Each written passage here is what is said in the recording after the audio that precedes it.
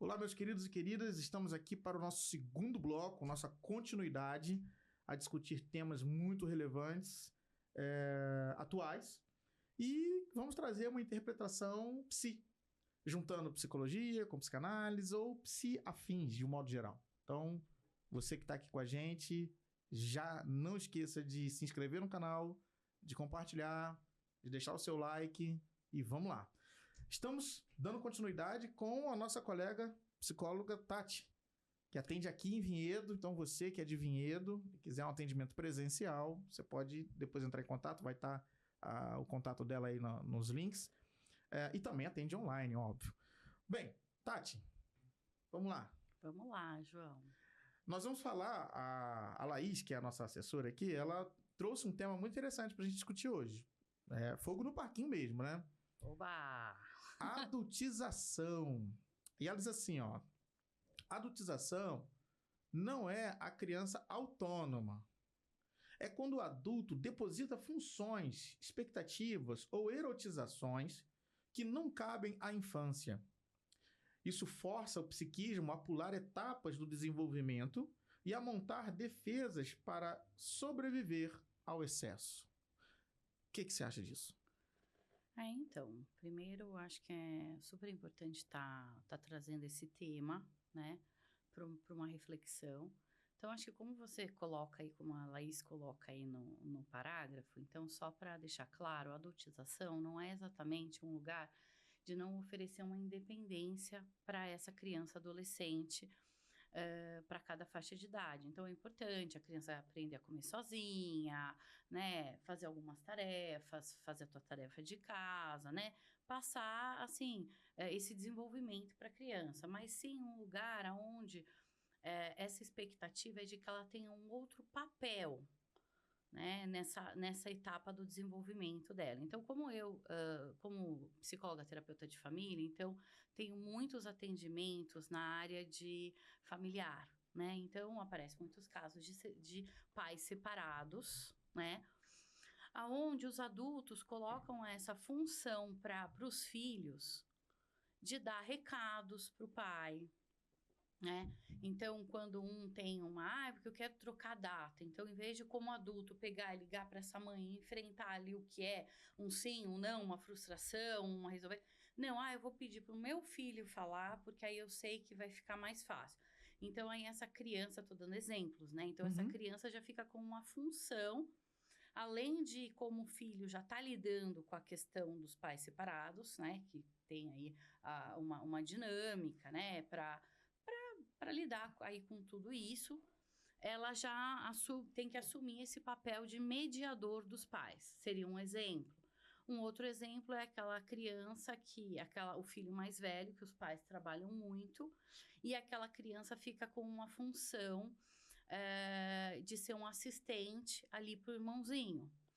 Então, de dar comida, de brincar. Só que aquela criança mais velha também tem tarefa de casa, enfim, uma série de questões. E aí isso avança também.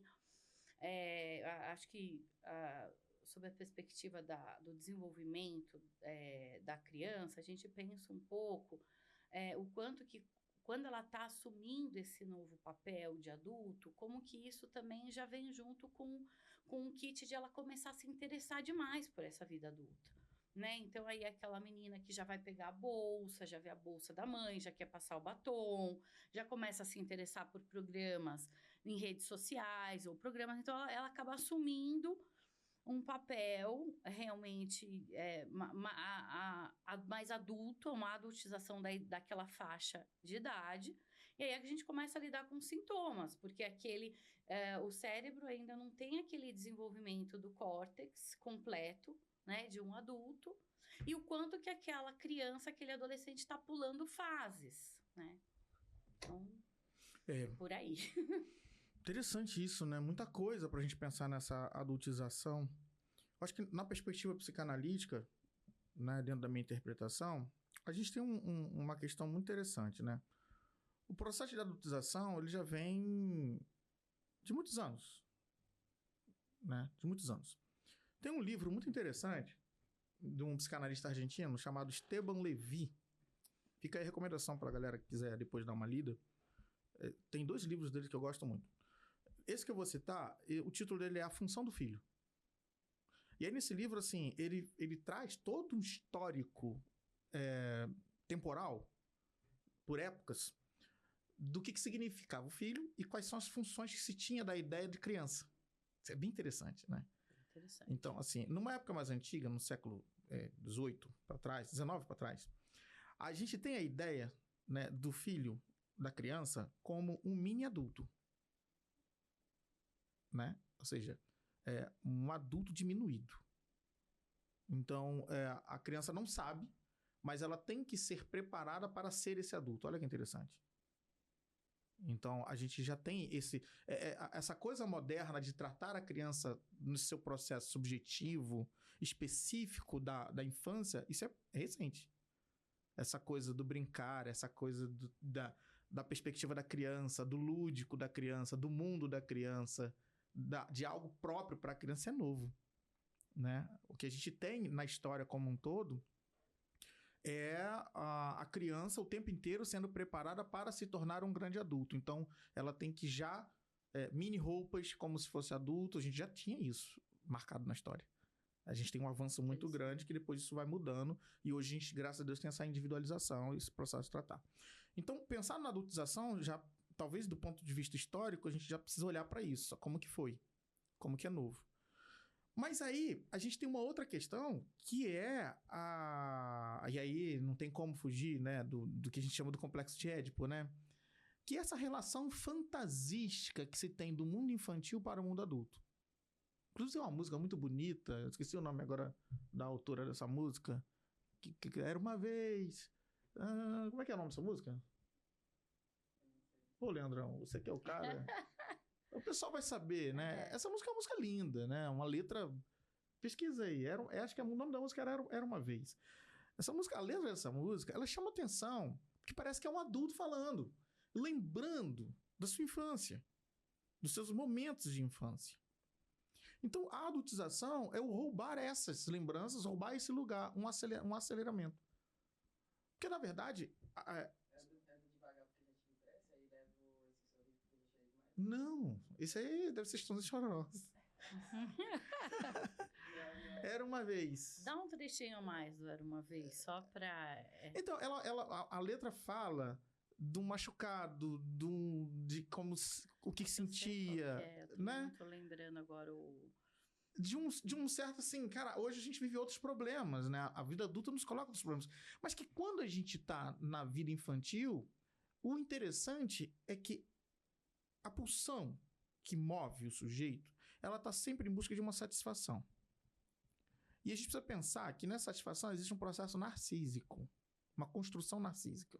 Todos nós vivemos isso. Sim. Então, o que a criança quer? A criança está buscando ser vista o tempo inteiro. Isso é tão interessante que, para Lacan, inclusive, ele vai dizer assim: eu existo, a nossa existência, ela parte do desejo do outro. Eu sou o desejo do outro. Olha que problema. Então, imagina para uma criança que está se formando, de alguma forma, ela é a partir do desejo do outro. Então, se esse outro implica... Cadê? Ah, Leandrão, aí, ó, era uma vez, isso mesmo. Ó, era uma vez. Olha que letra bonita. O dia em que todo dia era bom, delicioso, gostoso, e o bom gosto das nuvens serem feitas de algodão. A gente tá falando do lúdico, a gente tá falando da fantasia. Dava para ser herói no mesmo dia em que escolhia ser vilão. E acabava tudo em lanche, num banho quente e talvez um arranhão. Alguns tiveram muito, né? Eu tenho uma cicatriz aqui absurda. Dava para ver a ingenuidade, a inocência cantando no tom. Milhões de mundos e universos tão reais quanto a nossa imaginação. Bastava um colo, um carinho, e o remédio era beijo e proteção. Tudo voltava a ser novo no outro dia, sem muita preocupação. Nossa, genial. Eu uso essa palavra genial. Quando você tem essas inspirações. E cara, o quanto roubar isso, né? Eu fiquei com essa palavra só. O quanto roubar esse esse lúdico, esse criativo. Eu estou sempre, né, buscando essa palavra do criativo, na minha visão pessoal, eu sempre busco resgatar, né? Porque eu acho que é um coadjuvante bom para o desenvolvimento psíquico, né? Então, nesse lugar aí de roubar essa elaboração, né, dessas vivências infantis, né? Eu penso muito até nos contos de fadas, né? O porquê que as crianças escutam as histórias tantas vezes, porque a cada nova releitura é um fantasioso que entra como um contexto para abastecer, para nutrir realmente aquela etapa, né? E o quanto isso é importante para ser vivido nessa fase. Eu falei do Esteban Levi, desse livro dele, A Função do Filho, e ele tem um outro livro que se chama A Criança em Cena. Esse é fantástico. Eu recomendo ler. E aí, nesse livro, ele diz assim, a criança, ela sai dela, entra no personagem, vive vários personagens para voltar nela e se reafirmar naquilo que quer. Olha a importância de viver a brincadeira. E acho que o que a música falou, do ser herói, do não ser herói, do seu mocinho, do seu bandido, que essas experiências que se devem ter, que são próprias da infância. Então, quando a gente fala de adultização, a gente fala que isso me parece que começa a ser roubado. Por quê? É a exigência de atributos e de elementos que não são correspondentes àquela fase, àquela criança, naquele momento. Exato. E aí eu fico com essa questão, até para saber a tua opinião sobre isso, o quanto que as telas interferem nesse processo, porque ali, muitas vezes, na rede social, ali nós estamos numa terra que a gente fala, terra de ninguém, não quer dizer que não tem conteúdos muito bons, né? Assim como aqui. Mas, assim, aquela criança que não tem um preparo para ter um discernimento daquilo que é legal, daquilo que não é legal. Então, ela começa a ver um mundo idealizado que vai afastando um pouco ela desse universo que você está trazendo aqui, que a gente está falando um pouco da brincadeira, né? Do sonhar, para seguir uma referência do que é um resultado bom, né? Que talvez no tema de hoje a gente está falando um pouco dessa adultização. Você falou isso aí, sabe o que eu lembrei? Eu acho que você também é dessa geração, né? Nós somos a geração que não tinha internet, né? Então nós não tínhamos. Não. O que era a nossa internet? Eram os programas abertos de TV. Então eu vi o Raul Seixas, Print, Pret, Zoom, sei lá, né? Sim. Garden.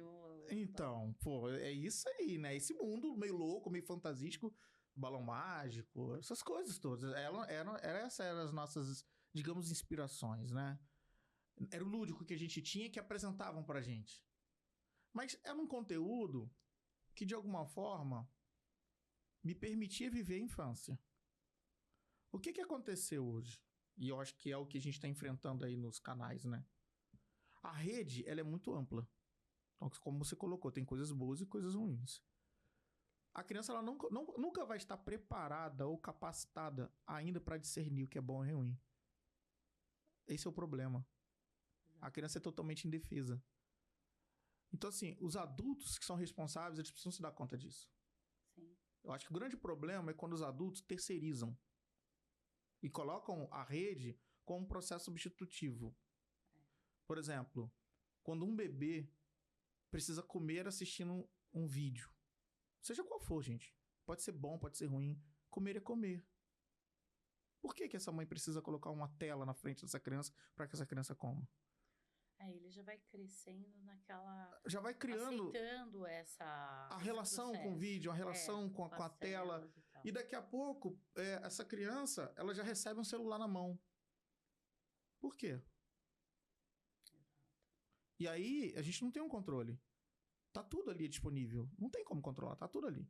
Sabe-se lá o que ela vai assistir, coisas boas e coisas ruins.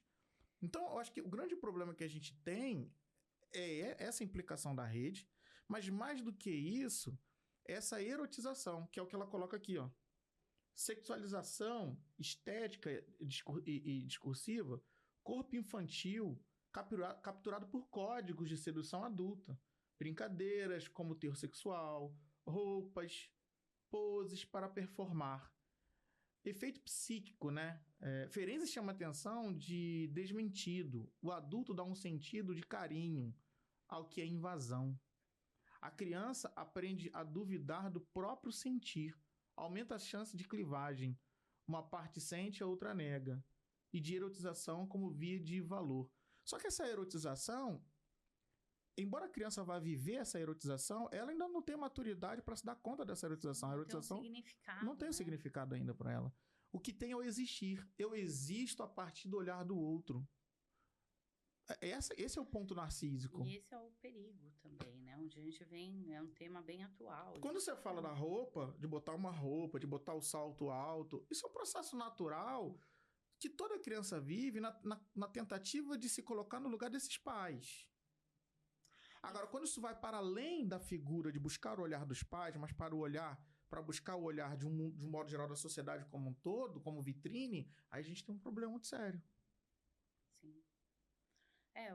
Eu volto para aquele ponto do excesso de telas, sem uma supervisão, né? Onde aquela criança vai estar vendo uma vida adulta como positiva, como idealizada. Hoje a gente vê até alguns papéis de crianças falando até como empresários. Como empresários, Foi um vídeo que saiu do Felco, né? De alguma forma, ele trouxe isso, né? Caramba, o que é isso? Mini pastores. Até que ponto essa representação toda, seja no contexto religioso ou social de um modo geral, não é nada mais, nada menos do que a tentativa de tamponar de novo uma falta. Eu preciso ser isso para que a partir daí eu consiga ser visto. Quando eu danço uma dança erótica, uma criança faz uma dança erótica, quer dizer, é o modo dela passar a existir para alguém. Então, é disso que a gente precisa pensar. O que a gente está causando? O que esses adultos estão causando nessas crianças, que esse está sendo o caminho pelo qual elas conseguem passar a existir. Por quê? Porque os pais estão terceirizando. Às vezes, tem pais hoje que ficam deslumbrando a ideia do filho estourar na rede, dos algoritmos, né, para que eles consigam chegar no lugar e isso possa monetizar e vão sustentar a família toda com isso. Sim. Os pais estão terceirizando e também um outro aspecto até que a gente discutiu no primeiro bloco é uma busca tão grande por essa performance que os pais tá ali do lado, eles não estão vendo, né? Não estão se dando conta ou estão normalizando esse comportamento. Imagina, é brincadeira. Não tem nada demais, é fofinho, é bonitinho, sem se questionar. Exatamente, foi muito intenso o que você acabou de trazer aqui, é muito forte isso para mim, essa questão, esse lugar do existir. Essa criança, esse adolescente investe nessa adultização, nessa sexualização, exatamente para existir sem se dar conta do significado. E aí eu vou além.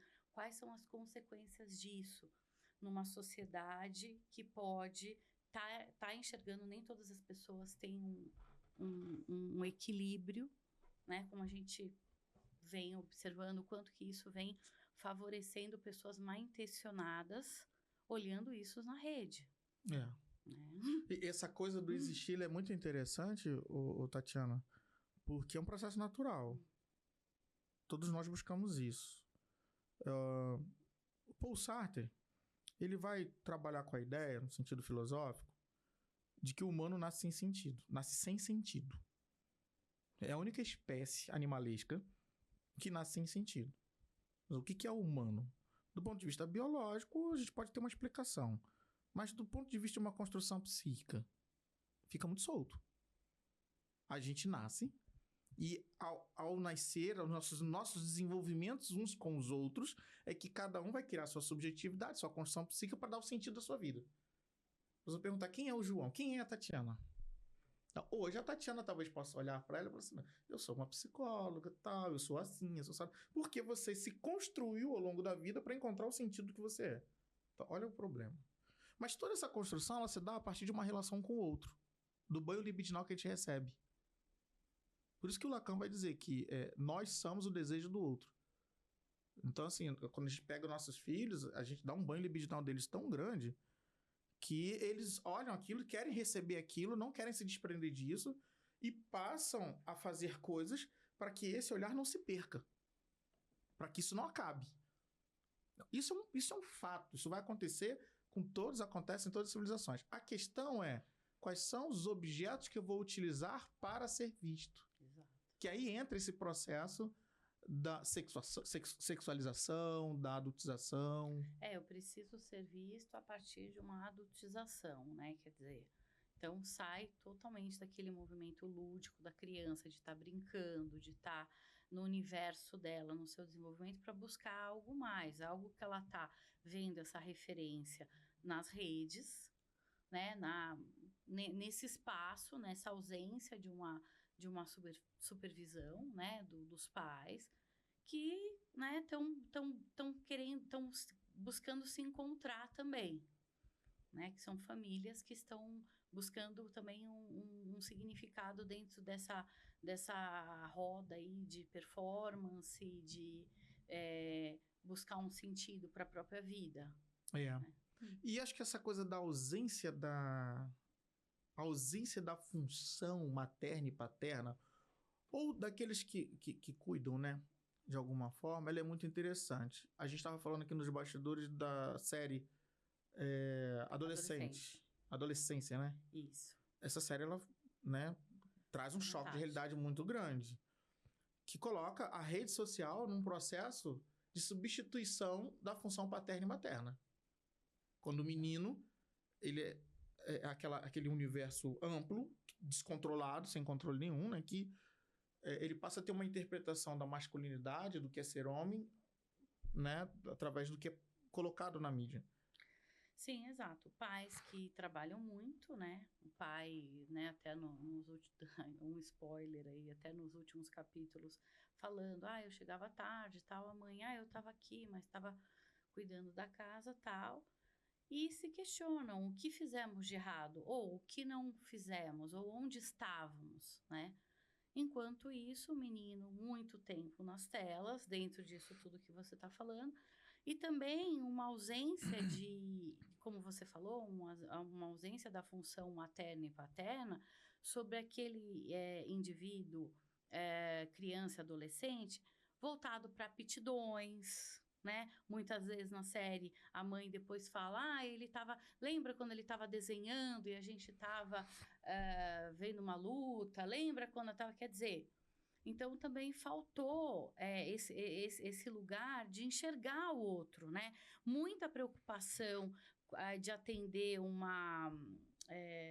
eu sempre falo isso, aquela coisa de dar uma resposta pro social, né? Então, eu preciso da sobrevivência, do boleto, de pagar conta, de ganhar mais, de ter uma casa maior, da viagem que vai fazer no final do ano, e ficar muito com um olhar viciante para tudo isso, e de não olhar para coisas que estão no núcleo da família, né? Do Dá trabalho, né? Dá trabalho. Cuidar de criança dá trabalho, né? Dá trabalho. Porque requer um olhar, requer uma atenção, requer ouvir, requer observar. Acho isso muito interessante, uma coisa, Tatiana, que as pessoas falam assim, precisamos conversar.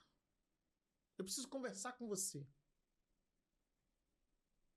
Uma conversa parte do princípio do diálogo de duas pessoas. Eu falo, mas eu também escuto. Isso é uma conversa. As pessoas muitas das vezes não estão preparadas para conversar. Elas querem falar.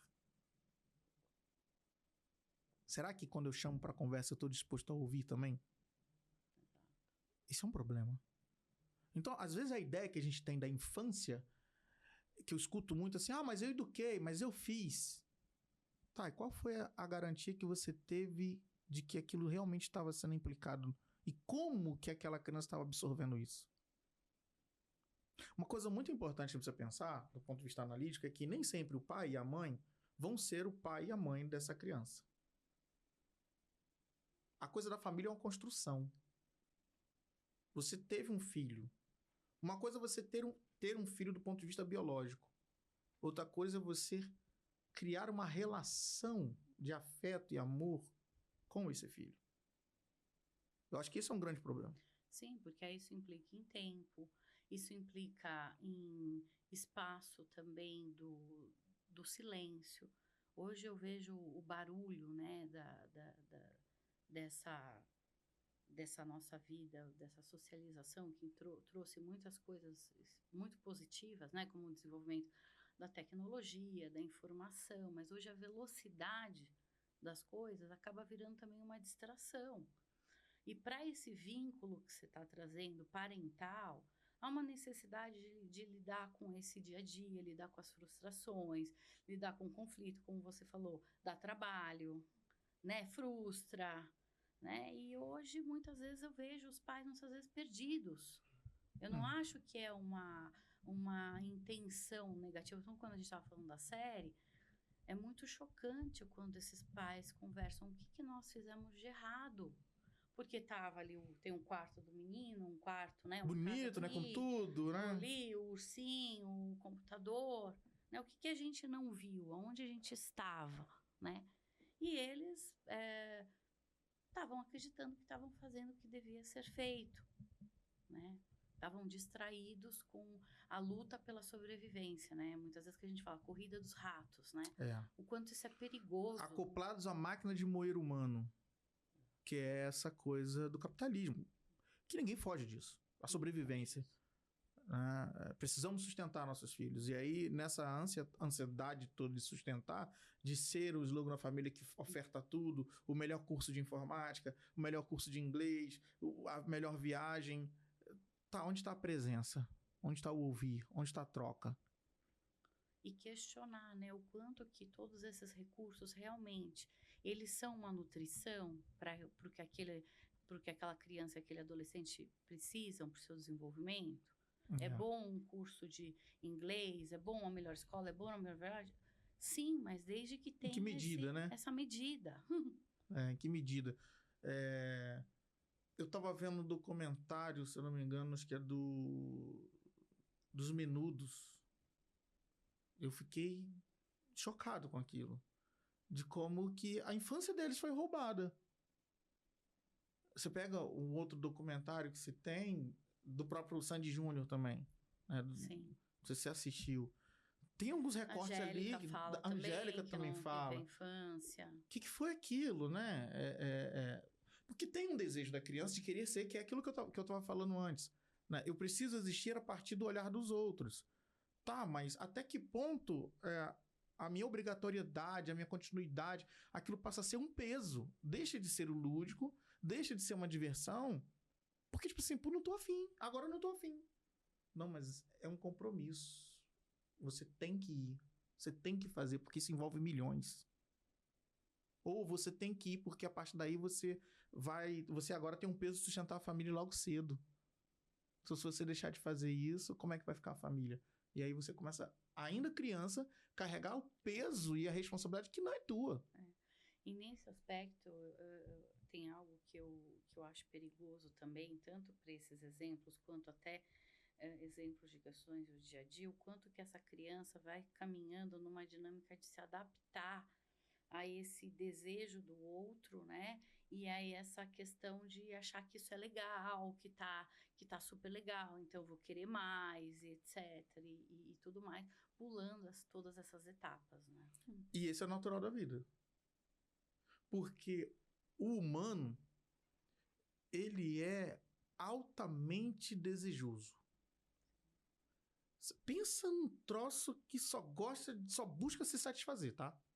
O humano, na real, é isso. Eu gosto muito do Freud quando ele diz que a natureza humana é desastrosa. Nós somos destrutivos. Ele vai falar isso. O humano é destrutivo. Nós destruímos tudo. Por que nós destruímos na ânsia de buscarmos nos satisfazermos? Então isso é humano. E aí é um problema muito sério, porque como que eu faço e o que eu faço para isso? A gente não levanta da cama se a gente não deslumbrar a ideia de não nos satisfazermos. Para a psicanálise tem um negócio muito interessante que assim, não existe não deu, não consegui. Existe eu quero ou eu não quero. Eu desejo ou não desejo. Se você não fez é porque você não priorizou. Se você não priorizou é porque você não deseja o suficiente. Sim. A questão não é só o desejo, mas é quanto você sustenta o processo. Não é só desejar, é sustentar esse desejo, que requer ter que encarar a realidade da vida. Então imagina isso numa criança que deseja um monte de coisa ao mesmo tempo. Se ela não tiver um adulto para de alguma forma orientar, cuidar, ouvir, trabalhar, frustrar também, castrar, porque é um elemento fundamental para a construção da vida, ela vai estar literalmente direcionada a essa adultização. Esse ponto da frustração é algo que eu vejo na nossa sociedade como um tema realmente, porque eventualmente as famílias vêm de uma linha do tempo de pensar em suavizar um pouco essa frustração, considerando que os avós, os pais, enfim... Foram demais, né? Foram demais. Erraram a mão. Agora, assim, até falando, né, você como professor de psicanálise e tal, para minha trajetória, eu utilizo muito aquela teoria de Melanie Klein, da importância da frustração para o bebê, né? Fundamental. Que quando o bebê nasce, ele e a mãe, ele acha que é uma coisa só. E aí, a partir do momento que a mãe vai atender o telefone, vai comer, vai tomar banho, e ele percebe a partir daquela frustração, daquele ódio, né, que é a teoria do seio bom, seio mal de Melanie Klein, a partir da frustração ele desenvolve a estrutura psíquica, né? Olha a importância da frustração logo para um bebê que não acabou de nascer, né? E a partir daí que se vai dar uma série de estruturações, né? Então, eu acho que essa questão também, e do trabalho que a frustração dá, né? Então, aí os pais, não, ele tá nas telas, tá isso, tá aquilo. Para não se frustrar. Eu vou tirar o iPad e vai chorar. É isso aí. Eu não suporto o choro do meu filho. Então, ele não pode chorar. Aí eu tenho que ser o seio bom o tempo inteiro. Porque o Freud ele vai falar uma coisa muito interessante, assim, ele vai chamar essa fase, vai chamar essa criança de a majestade do bebê. Ele vai falar, é esse termo mesmo que ele usa, a majestade do bebê. E de fato é. Todos nós vivenciamos um momento na vida onde nós éramos prioridade. Nem que fosse para nós apanharmos. Fica a dica aí pra galera, tá? Nem que fosse para nós apanharmos. Aquelas crianças que a mãe e o pai maltratam, não sei o quê, ainda assim ela é objeto a receber sentimentos hostis. Mas ela é o objeto. Olha a potencialização do processo narcísico. É tudo. Né? Quem comanda uma casa? São os pais ou são um bebê recém-nascido? É um bebê recém-nascido. Fala baixo, que ele tá dormindo. Já lavou a mão? Calma, não pode pegar, tem que ser assim. Então, tudo tá em volta dessa criança. Quer dizer, o não para ela não se inscreve.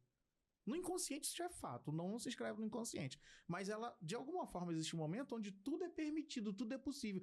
E, cara, isso dá uma sensação muito boa. Tá tudo à minha disposição. Só que entre o princípio de prazer e o princípio de realidade, a gente tem um conflito. O princípio de prazer determina que tudo pode. Mas o princípio de realidade me coloca numa imposição muito grande. Em castração. A vida nos castra, naturalmente. Há impedimentos. Nem tudo que eu quero eu consigo, nem tudo que eu quero eu posso, talvez, daquela forma, naquele momento. Então eu preciso suportar o indesejado.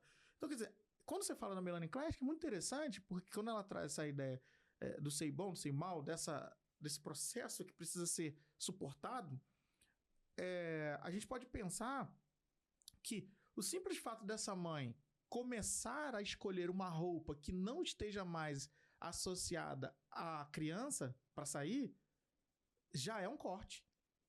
Eu já não estou colocando uma roupa que, eu preciso colocar essa roupa para ficar mais confortável para amamentar, ou que seja... Não, eu já estou olhando para mim. Eu já estou me olhando no espelho, eu estou me vendo como mulher. E que isso não anula eu ver meu filho. Mas esses contornos, eles já vão formando um lugar onde esse bebê, essa criança, ela vai percebendo que ela não é única. Ao passo que, gradativamente, ela vai entender a ferida narcísica, a teoria do espelho, a da percepção de si. Então, o corte, a frustração, ela é fundamental para que o sujeito se identifique enquanto sujeito. Enquanto esse corte não existir, não há identificação de si. E o que a sociedade hoje está tentando implicar? A ideia de que se pode tudo o tempo inteiro. Que você pode gozar o tempo inteiro. E que para você gozar e se satisfazer o tempo inteiro, você tem que ser isso, aquilo, você tem que estar na mídia, você tem que usar a roupa. Isso sempre foi, mas hoje nós estamos vendo num processo do enter, né? Uma aceleração de comunicação através da rede, que é uma praça pública, que são vitrines. Os vídeos curtos são vitrines. O que a gente tem na rede é um grande shopping center. E que, sim, cara, que gostoso passear no TikTok. Porque eu não preciso ficar muito tempo no lugar, não. Eu passo o dedo. O bebê já tá passando o dedo, Tati. Então, aí nesse aspecto, João, eu penso perfeito. Eu acho que esse modelo, né, do funcionamento da rede, de novo, não criticando totalmente, porque a gente sabe o quanto que tem informações positivas, até isso que a gente está fazendo e tal. A gente está falando dessas crianças, adolescentes sem uma supervisão, né? Uhum. Mas assim, se a gente for pensar barra infinita, né? Já pegando um pouco isso que você vai fazendo, a barra Os infinita, axiomas, né? Ela é desenhada para a pessoa ter uma ausência até naquele momento de quem ela é, tá? Eu vou dar um Legal. exemplo, né? Por exemplo, a gente está aqui conversando. A vida tem pausas. O cérebro entende essas pausas, tá? Então, assim, respiração. Inspirou, respirou. O batimento cardíaco. Você estava falando, eu esperei. Respirei, estou respondendo. Um livro. Terminei, virei a página. Pausas. Quando a gente entra num modelo sem pausas, aquele cérebro, ele não reconhece isso. Ele entra num estágio... É um estímulo, né, também, né? Estímulo. No entanto, que eu não sei se você já observou, isso já aconteceu comigo várias vezes, eu vou pegar o celular, por exemplo, eu vou entrar lá na página do João, que hoje vai ter uma live, vai ter não sei o quê, tem um recado. Eu tô indo lá para entrar para isso. De repente, aparece ali, sei lá, uma amiga, não sei o quê, que legal. Quando eu paro, para que eu entrei? Se perdeu. Né? Então, eu trabalhei com um professor, né? Ele é Dr. Cristiano Nabuco de Abreu, e ele trabalha com isso, com essa dependência digital. Então, ele fala muito isso, o quanto que esse modelo da barra infinita... Que gera prazer, né? É dopamina, né? Exato, dopamina. Para a pessoa, assim, ter uma ausência do que ela estava ali. Daí ela está navegando a deriva. Realmente, a deriva. É uma resistência de si. Olha que interessante. A resistência entrando. É uma resistência de si. Porque o que você está dizendo para mim é que, de uma forma, eu não quero olhar para um eu não quero olhar para mim, porque isso é muito duro. Então, eu preciso me fixar nessas fantasias, me alimentar disso o tempo inteiro para não dar pausa. Porque se eu der pausa, eu vou me encontrar. E talvez eu vou olhar e eu vou ver que eu não estou nessa realidade. Então, eu preciso ser aquele TikTok, eu preciso ser aqueles personagens que estão ali. Eu preciso também ser aquele modelo. Porque aí eu existo fora de mim. Que isso é feito no processo infantil. Mas o problema é quando o sujeito se torna adulto, ainda com essas características, né? Enquanto é criança, beleza, eu fingi que sou o super-herói. Eu sou o Batman, eu sou o super-homem. Apesar que eu acho que hoje não existe mais esses personagens, né? São outros. Mas, enfim, sim, mas... legal. Eu vou lá, eu curto aquilo tudo e saio, né, Leandro? E, pô... Eu ia falar que o grande perigo disso também é que, pelo menos enquanto os heróis, eles tinham características positivas. E hoje, a questão da erotização, da sexualização, drogas e tudo mais, não tem nada positivo. O que é o bom e o mal? Do ponto de vista de uma construção psíquica infantil. Hoje é relativo. Hoje é relativo, né? Aquele Megamente, né? Quem já assistiu o Megamente? Já assisti. Já assistiu. O Megamente, ele começa como vilão, né? Mas você vê que já tem outras séries dele que ele deixa de ser vilão. Que parece que dentro do vilão tem um bonzinho.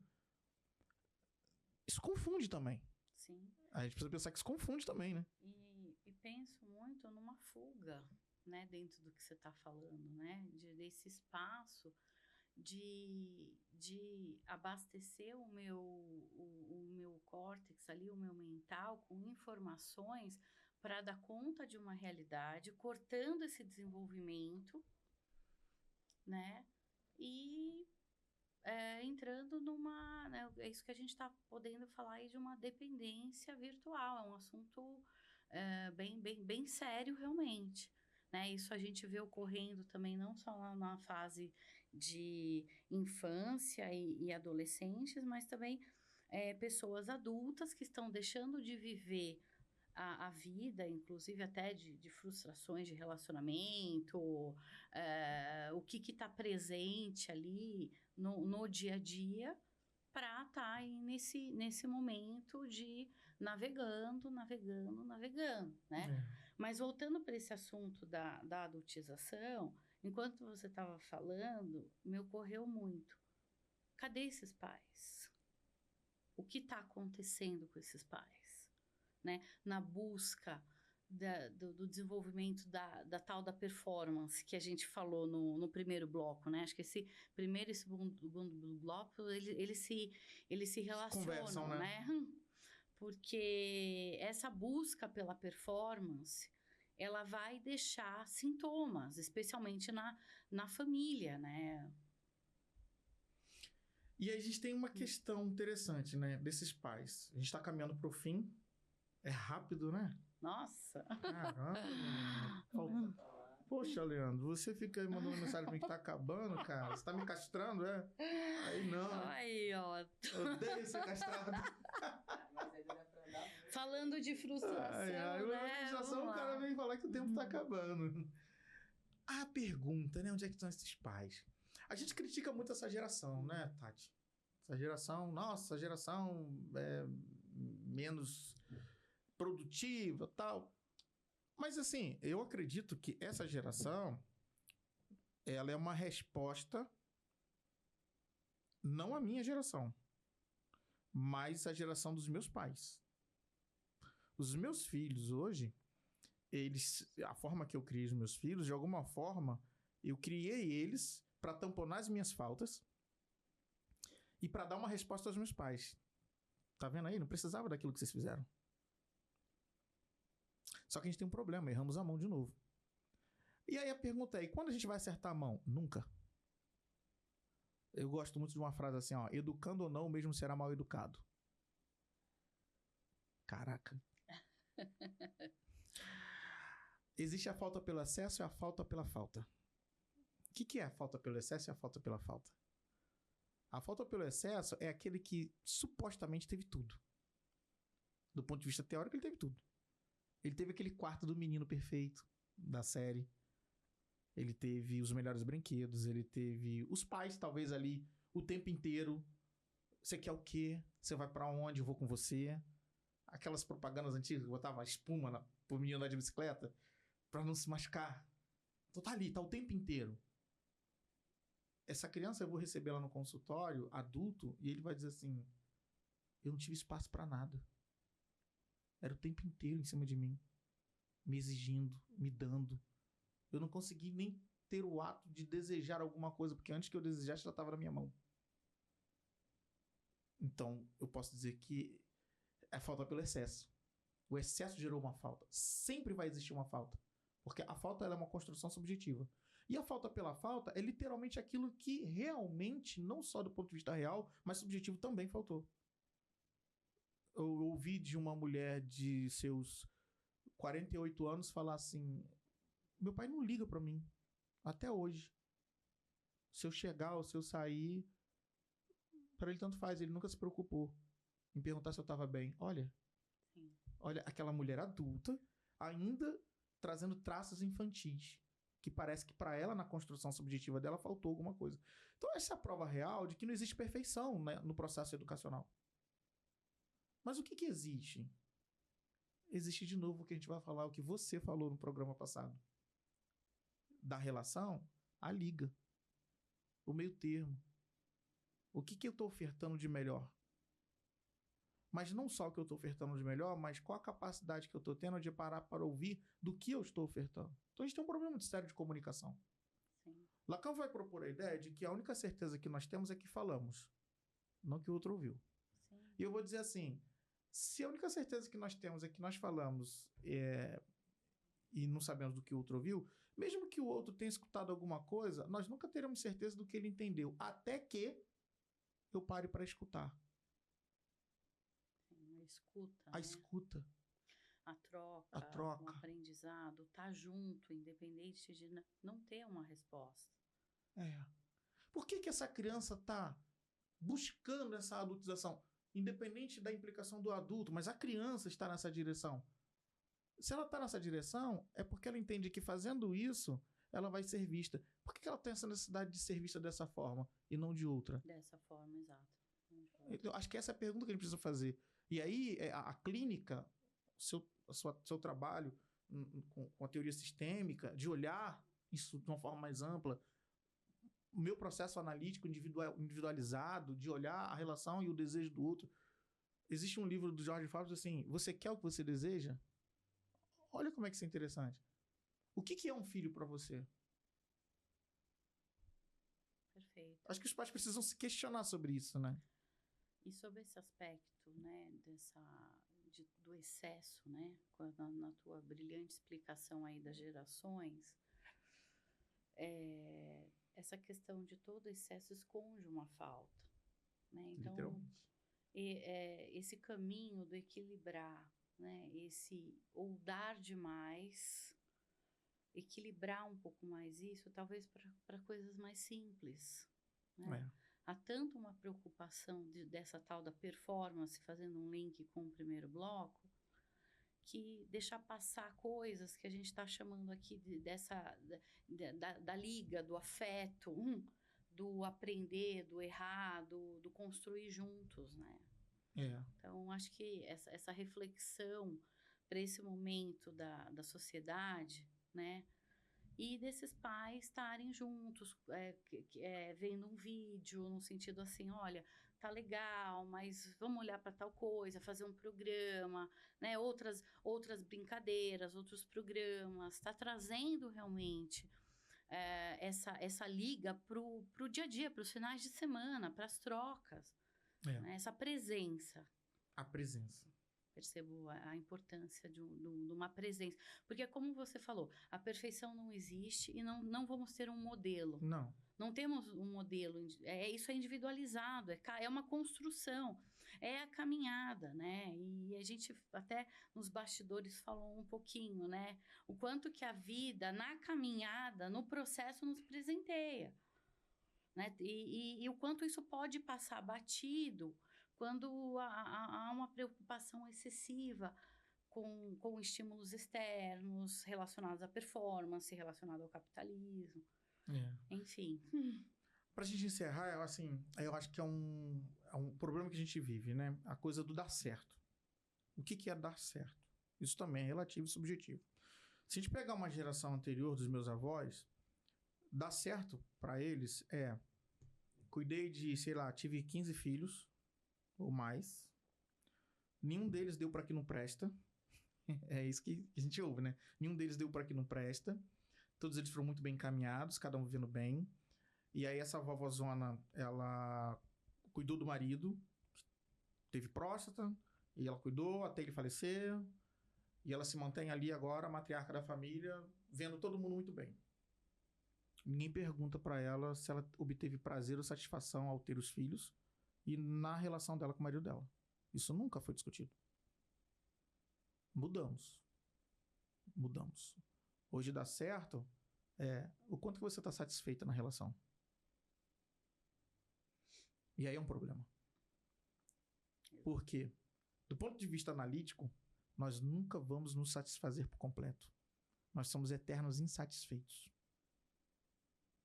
Isso é que é o vazio. Então, parece que nunca é o suficiente. Por isso essa adultização, por isso essa rede social, por isso todas essas questões que a gente está vivendo hoje. Porque mudamos. Queremos nos satisfazer por completo. E não é possível. É sempre parcial. Até porque eu preciso da pausa. Eu preciso de virar a página do livro, como você colocou. Eu preciso do ponto e vírgula, que é para eu respirar e continuar. A gente parece que está ignorando o ponto e vírgula. É um alinhamento com nossa estrutura biológica. Isso aí. Bem, suas Obrigada. considerações finais, minha querida. Senão o Leandro vai me pegar aquele jeito. Olha, acho que essa reflexão aqui desse bate-papo hoje, esse café com psicanálise foi incrível, uma troca, um aprendizado, para mim, assim, muito legal mesmo, que isso possa chegar para famílias, né, para as pessoas, para esse teu ponto final que fica para uma próxima, né? Você falou o que é dar certo, né? Pergunta de $1 milhão. Então, né? Quem tá aí buscando isso? Assim, é o caminho, né? É voltar para o simples, é olhar o afeto, é não deixar a performance, que também nos presenteia com coisas, né? O ganhar dinheiro, recursos e tal, mas não dá para seguir isso cegamente. É equilibrar esses pratinhos, né? Equilibrar os pratinhos. Muito legal. Obrigada. Eu que agradeço mais uma vez a sua participação. Estaremos juntos em outros momentos, né? Espero poder contar com a sua participação em outras situações. E você que está nos assistindo agora, né? Que foi alcançado aí pelo nosso programa, você possa refletir sobre a sua própria vida, sobre o seu próprio desejo, sobre o que você quer realmente para sua vida. O que é o seu sofrimento? Freud tem uma coisa muito interessante que ele vira para Ana O e fala assim, qual a tua responsabilidade na desordem em qual você se encontra? Eu acho que é assim, cara, tu tá se queixando de um monte de coisa, tá tudo muito ruim, então o que você pode fazer? Né? Então é hora de você talvez buscar uma ajuda profissional. E tá aí, nossa querida colega psicóloga Tatiana, tá aqui o João Nolasco à sua disposição. Sim. Tem muitas redes de apoio para você, você não precisa sofrer sozinho, né? O seu conhecimento da psicanálise, fiquei impressionada mesmo, legal. Tamo junto. Leandrão, obrigado, tá? Obrigada, Leandro. Um abraço. Abraço.